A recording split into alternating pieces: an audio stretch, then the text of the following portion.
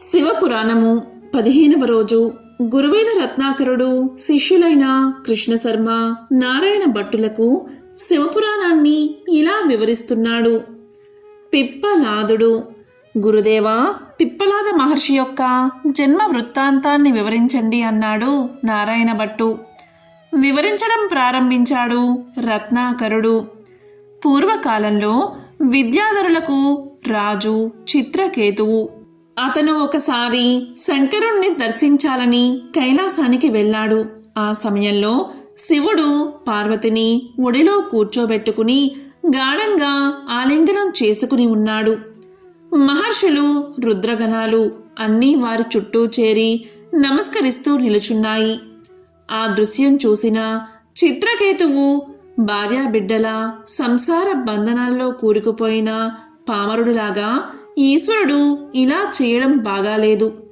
శివుడంతటివాడే ఈ రకంగా చేస్తే రేపు మునులు, ఋషులు ఏం చేస్తారు అని పెద్దగానే అన్నాడు.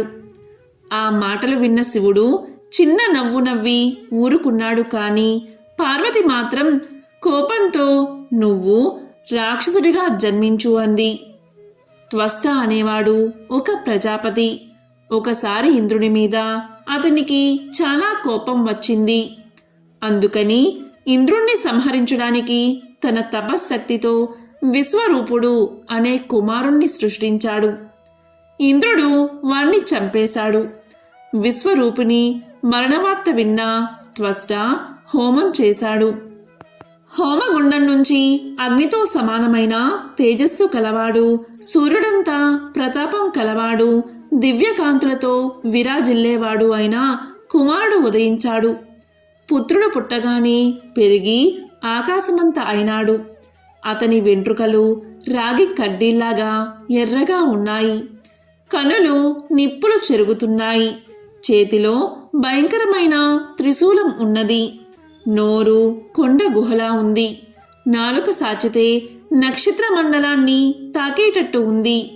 అతను ముల్లోకాలను ఆవరించి ఉన్నాడు. అందుచేత వృత్రుడు అని పేరు పెట్టాడు త్వష్ట ప్రజాపతి. వృత్రుడు ఇంద్రుడి మీదకి దండెత్తి ఇంద్రుణ్ణి ఓడించాడు. దేవతల దివ్యాస్త్రాలు వాడి ముందు పని చెయ్యలేదు. అప్పుడు దేవతలంతా శ్రీమన్నారాయణుణ్ణి ప్రార్థించారు.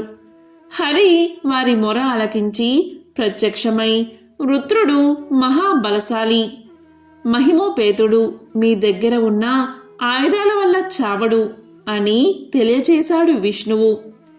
చవనుడి కుమారుడు దదీచి. పూర్వకాలంలో దేవతలు తమ అస్త్రాలను దదీచి మహర్షికి ఇచ్చి దాయమన్నారు. ఎంతకాలానికి దేవతలు తిరిగి మహర్షి వద్దకు పోలేదు. అందుచేత ఆయన వాటిని పానం చేసేశాడు. అవి ఆయన ఎముకలకు పట్టాయి. కాబట్టి ఇప్పుడు దదీచి ఎముకలు తెచ్చి వాటిని ఆయుధాలుగా చేసి ప్రయోగిస్తే వృత్రుడు నశిస్తాడు అని చెప్పాడు శ్రీహరి. దేవతలంతా దదీచి మహర్షి వద్దకు వెళ్లారు. ఆయన తపోనిష్టలో ఉన్నాడు. దేవతలు మహర్షిని ప్రార్థించారు. మీకు ఏం కావాలి అని అడిగాడు కనులు తెరిచిన మహర్షి. అప్పుడు దేవతలంతా ఇలా పలికారు. మహర్షి, వృత్తాసుని బాధలు పడలేకుండా ఉన్నాము. అతడు తమ ఎముకలతో చేసిన ఆయుధం వల్ల కానీ చావడు. అందుచేతే మీ వద్దకు వచ్చాము అన్నారు దేవతలు. విషయం అర్థమైంది మహర్షికి. పుట్టిన ప్రతి ప్రాణి మరణించక తప్పదు. మరణానంతరం శరీరం క్రిమికీటకాలకు ఆహారమవుతుంది. దానికన్నా ఈ రకంగా దేవ కార్యార్థం ఉపయోగపడడం శ్రేయస్కరం కదా అని ఆలోచించి సరే అన్నాడు దదీచి మహర్షి. ఆ తరువాత ధ్యానంలో కూర్చుని కన్ను మూశాడు. అతని ఎముకలు తెచ్చి ఆయుధాలుగా చేసుకున్నారు దేవతలు. అతడి వెన్నెముకతో వజ్రాయుధం తయారు చేశాడు విశ్వకర్మ. విష్ణుమూర్తి తన శక్తిని అందులో నింపాడు. వృత్రుడితో యుద్ధం చేసి వజ్రాయుధంతో అతన్ని సంహరించాడు ఇంద్రుడు. దదీచి భార్య లోపాముద్ర. ఈమెనే సువర్చ అని కూడా అంటారు. తన భర్తను అన్యాయంగా బలి తీసుకున్నారు అని దేవతలను నిందించి సహగమనానికి ఏర్పాటు చేసుకుంది. అప్పుడు అశరీరవాణి ఇలా పలికింది, అమ్మా, నువ్వు గర్భవతివి, ఇలా మరణించకూడదు అని పలికింది. దాంతో ఆమె తన గర్భాన్ని చీల్చుకుని లోపల ఉన్న బాలుని తీసి ఆశ్రమ ప్రాంగణంలోని రావి చెట్టు కింద పడుకోబెట్టి తాను సహగమనం చేసింది. దేవతలు ఆ బాలుని దగ్గరకు పోయి అతనికి పిప్పలాదుడు అని నామకరణం చేశారు. అతడు రుద్రావతారం. తర్వాత కాలంలో పిప్పలాదుడు అనరణ్య మహారాజు కుమార్తెను వివాహం చేసుకుని సస్వరూప జ్ఞానం పొంది బ్రహ్మజ్ఞాని అని పేరు పొందాడు అంటూ పిప్పలాదుడి జన్మ వృత్తాంతాన్ని తన శిష్యులైన కృష్ణశర్మ, నారాయణ భట్టులకు వివరించి చెప్పాడు రత్నాకరుడు. నల, దమయంతులు. గురుదేవ, ఆహుకుడు, ఆహుకి అనే బిల్లు దంపతులు నల దమయంతులుగా జన్మించారు అని చెప్పగా విన్నాను. వారి వృత్తాంతాన్ని వివరించండి అన్నాడు కృష్ణశర్మ. వివరించడం మొదలుపెట్టాడు రత్నాకరుడు. పూర్వకాలంలో కైలాస పర్వతానికి దగ్గరలో ఒక అరణ్యం ఉండేది. ఆ అరణ్యంలో ఆహుకుడు అనే ఒక బిల్లుడు ఉండేవాడు. అతని భార్య ఆహుకి. వారు గొప్ప శివభక్తులు. ప్రతిరోజు సూర్యోదయం కాకముందే లేచి కాలకృత్యాలు ముగించి ఈశ్వరుణ్ణి అర్చించి ఆ తర్వాత వేటకు వెళ్ళేవాడు ఆహుకుడు. పశు పక్షాదులను వేటాడి వాటితో పాటుగా వెదురు బియ్యము, పుట్ట తేనె, కందమూలాలు దొరికినంత వరకు తీసుకువచ్చేవాడు. భర్త తెచ్చిన వాటిని వండి ముందుగా అతిథి అభ్యాగతులకు పెట్టి మిగిలిన దానిని తాము తినేవారు. ఈ రకంగా ప్రతిరోజు శివార్చన, అతిథి పూజ చేస్తూ సుఖంగా కాలం గడిపేవారు బిల్లు దంపతులు. వారి సేవలకు, నియమనిష్టలకు ఆనందించిన పరమేశ్వరుడు వీరి భక్తిని పరీక్షిద్దాము అనుకుని పార్వతీదేవితో, దేవి, బిల్ల దంపతుల భక్తిని పరీక్షించాలి అనుకుంటున్నాను. అందుకోసం నేను ఒక సన్యాసి రూపం ధరించి వాళ్ళ ఇంటికి వెళతాను. నువ్వు పెద్దపులి రూపంలో అక్కడకు వచ్చి ఆ బిల్లుడి ప్రాణాలు తీయవలసింది అన్నాడు పరమేశ్వరుడు. సరే అంది పార్వతి. ఆ రోజు సూర్యాస్తమయమైంది. మసక చీకట్లు కమ్ముకున్నాయి. ఎవరో వాకిట్లో తిరుగుతున్నట్లు అనిపించింది. తలుపు తీశారు బిల్ల దంపతులు. బయట ఎవరో యతీశ్వరుడు. అతన్ని లోపలికి తీసుకుపోయి కాళ్ళు కడిగి తాగడానికి నీరిచ్చారు. మార్గాయాసముతో ఉన్న అతనికి ఉపచారాలు చేశారు. రాత్రి అయ్యింది. యతీశ్వరుడికి తీయని ఫలాలు, వెదురు బియ్యము, పుట్ట తేనె తినడానికి ఇచ్చారు. బయట అడవి మృగాల గాండ్రింపులు వినిపిస్తున్నాయి. బిల్లుని ఇల్లు చాలా చిన్నది. ఇద్దరికి మాత్రమే సరిపోతుంది. మూడో వాడికి చోటు ఉండదు. ఎవరైనా లోపలికి రావాలి అంటే లోపలి వారు ఒకళ్ళు బయటకు వెళ్ళాలి. ఆ ఇల్లు చూసి యతీశ్వరుడు, పూజ్య దంపతులారా, చిమ్మ చీకట్లు కమ్ముకుంటున్నాయి. గడప దాటి కాలు బయట పెట్టడం ప్రమాదం అనిపిస్తుంది. మృగాలు దగ్గరలోనే తిరుగుతున్నట్లున్నాయి. ఇల్లు చూస్తే చాలా చిన్నది. ఏం చెయ్యాలో పాలుపోవడం లేదు అన్నాడు.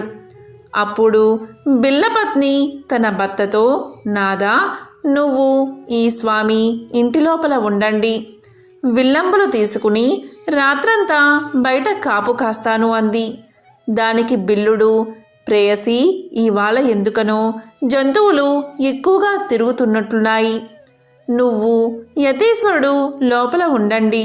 నేను ఆయుధం ధరించి బయట మీకు కాపలాగా ఉంటాను అన్నాడు. సరే అంది అతని భార్య. ఆహుకి, యతీశ్వరుడు లోపల పడుకున్నారు.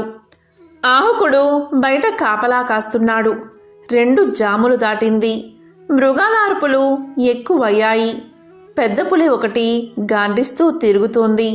అలా అది తిరుగుతూ వీరి ఇంటివైపే చూస్తుంది. వీరి ఇంటివైపే వస్తుంది. దానికి గురిచూసి బాణం వేశాడు ఆహుకుది. త్రుటిలో గురి తప్పిపోయింది. పులి మితిమీరిన కోపంతో ఆహుకుడి మీదకు దాడి చేసింది. కత్తి తీసి పులిని నరకబోయాడు ఆహుకుడు. ఇంతలోనే పులి అతని మీదకు దూకేసింది. ఒక్క దెబ్బతో అతడి ప్రాణాలు గాలిలో కలిసిపోయాయి. అంతా క్షణంలో జరిగిపోయింది. తన భర్త మరణించడం కల్లారా చూసింది బిళ్ళ వనిత. అడవిలోని ఎండు పుల్లలు పోగు చేసి చితి పేర్చింది. ఆ చితికి నిప్పంటించి భర్తతో పాటుగా తాను కూడా అగ్ని ప్రవేశం చెయ్యాలి అనుకుంది. నెమ్మదిగా యతీశ్వరుడి వద్దకు వచ్చి సెలవు తీసుకుంది. చితి మండుతోంది. ఆ చితికి ప్రదక్షిణ చేసి అంతా ఈశ్వరేచ్ఛ. నిత్యము శివార్చన చేసే తమకు ఈ రకంగా కష్టం వచ్చింది. భగవంతుడి లీలలు చాలా చిత్రమైనవి. ఆ పరమేశ్వరుణ్ణి మనసారా ధ్యానిస్తూ అగ్ని ప్రవేశం చేసింది బిళ్ళ పత్ని. చిత్రం, మహా విచిత్రం. మంటలు చల్లారిపోయాయి. చనిపోయిన బిల్లుడు లేచి కూర్చున్నాడు. పక్కనే పార్వతీ పరమేశ్వరులు నిలబడి ఉన్నారు. చూశారు బిళ్ళ దంపతులు. పరమేశ్వరుడు కరుణించాడు. తమని అనుగ్రహించడానికి ముందుగా పరీక్షించాడు. రాత్రి తమ ఇంట యతీశ్వరుని రూపంలో ఉన్నది ఆ పరమేశ్వరుడే. దంపతుల ఆనందానికి హద్దులు లేవు. వారు పార్వతీ పరమేశ్వరుల పాదాలకు నమస్కారం చేశారు. పాదాలపై పడ్డ దంపతులను లేవదీసి, పుణ్య దంపతులారా, మీ జీవితం ధన్యమైంది. మీరిద్దరూ ధర్మ మార్గాన చరిస్తూ సుఖంగా జీవించండి. మరుజన్మలో సూర్యవంశపురాజు వీరసేనుడి కుమారుడు, నలుడిగా విదర్భరాజు భీమసేనుని పుత్రిగా దమయంతిగాను జన్మిస్తారు. అప్పుడు మేము హంసలమై మీకు రాయబారం చేసి మీ వివాహం చేయిస్తాము. మీ స్వయంవరం అత్యంత మనోహరంగా జరుగుతుంది అని దీవించి కైలాసానికి వెళ్ళిపోయారు ఆది దంపతులు అంటూ నలా దమయంతుల జన్మ వృత్తాంతాన్ని తన శిష్యులైన కృష్ణశర్మ, నారాయణ భట్టులకు వివరించాడు గురువైన రత్నాకరుడు. శివపురాణము 15వ రోజు పారాయణం సంపూర్ణం.